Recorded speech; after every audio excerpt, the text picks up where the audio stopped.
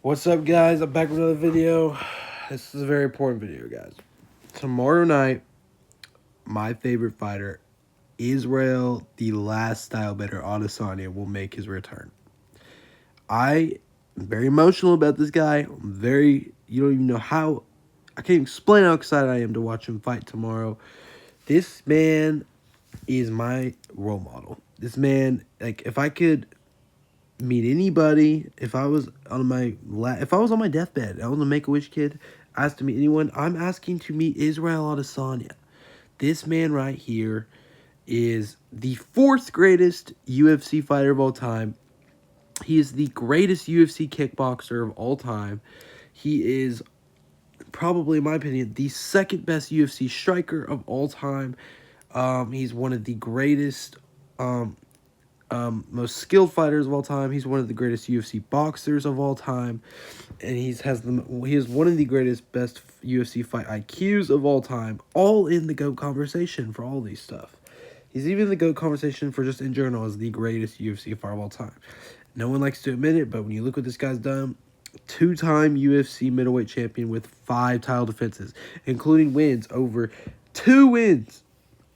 Well, no, one over Alex Pereira, knocking Alex Pereira out unconscious. And look how Alex Pereira has done.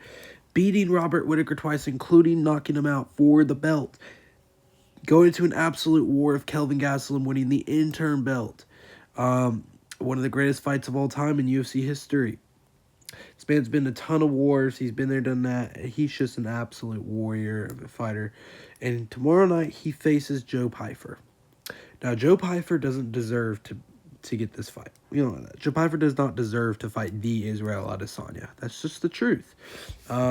He's being awarded because this guy's on a Dana White Glaze list. Dana White loves him. I don't really know why he loves him.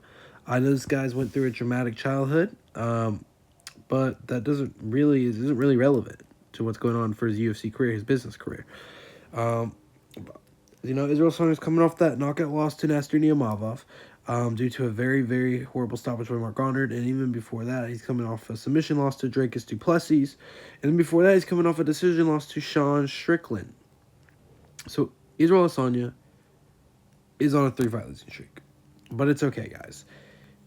He's taken a long layoff. And these fights that he lost, he was actually looking very good before that. Like, he was looking arguably better than he did in his prime. Like, he was looking super good. His mind's in the right spot, super locked in, and he just gets caught. That's his issue. He's been doing really good, and he just gets caught. Now, with Joe Pyfer, a lot of people think the same thing might happen to Izzy here, too. But there is a significant difference between Joe Pyfer and the last 3 opponents Israel Adesanya has faced. And that is that Joe Pyfer is incredibly slow.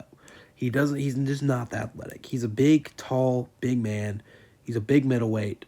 And he loves to box you. He loves to throw big haymakers. He's not a guy with great foot. He doesn't have good footwork.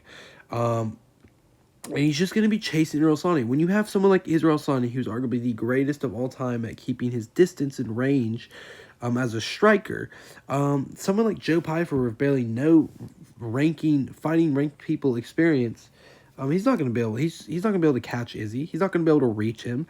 You're going to see Izzy circling the whole time, kicking his head off, kicking his legs, kicking his body, jabbing, keeping his distance. And Pyfer's going to get frustrated. He's going to be trying to follow him the whole time, and Israel Adesanya just going to be schooling him in every aspect of striking, and making him look stupid.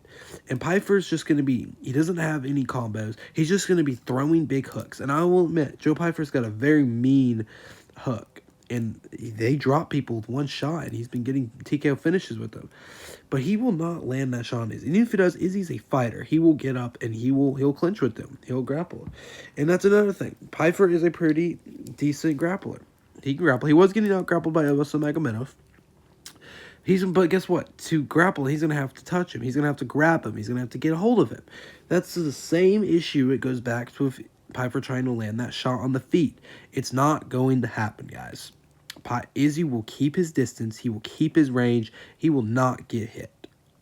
Just wait. Remember what I was saying is he will not get hit. I fully believe and trust in Israel Adesanya. I know what he's capable of. I know he's completely locked in for this. He's been training his butt off for this fight. He's going to win.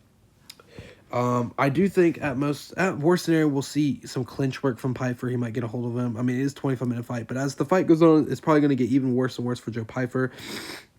I mean, this man doesn't have a ton of 5-round experience, unlike Izzy, who's been there, done that, because 5 freaking title fights, that's insane.